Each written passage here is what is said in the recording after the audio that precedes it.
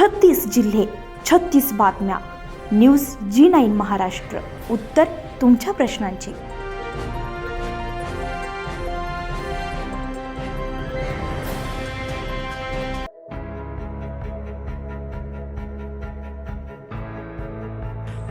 श्री क्षेत्र जाळीचा देवते साळोतबारा सीना घाट या 52 वर्षांपासून प्रलंबित असलेल्या रस्त्याच्या प्रस्तावित मार्गाची भाजप अल्पसंख्याक मोर्चाचे प्रदेशाध्यक्ष इद्रिस मुलतानी यांनी कार्यकर्त्यांसह प्रत्यक्ष पाहणी केली आहे. या रस्त्याला मान्यता मिळाल्यास लाखो भाविकांचा सुमारे 20 किलोमीटरचा फेरा वाचणार असून धार्मिक पर्यटनासह परिसराच्या विकासाला चालना मिळणार आहे. सन 1972च्या दुष्काळात रोजगार हमी योजनेअंतर्गत या रस्त्याचे काम सुरू करण्यात आलं होतं. मात्र अधिकृत मान्यता आणि क्रमांकाअभावी हा मार्ग गेल्या 52 वर्षांपासून विकासाच्या प्रतीक्षेत आहे.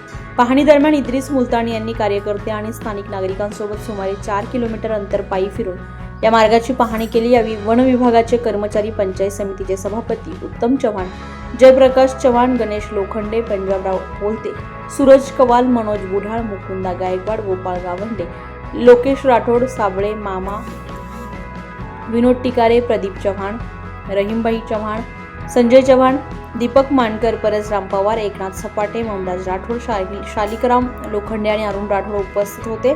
पाहणी दरम्यान 4 किलोमीटरचा रस्ता स्पष्टपणे अस्तित्वात असल्याचे निदर्शनास आले. तसेच रस्त्याच्या रुंदीची मोजणी करण्यात आली असता विविध ठिकाणी 12 ते 16 मीटरपर्यंत रुंदी आढळून आली आहे. त्यामुळे या मार्गाच्या विकासासाठी आवश्यक भौगोलिक परिस्थिती अनुकूल असल्याचं स्पष्ट झालंय.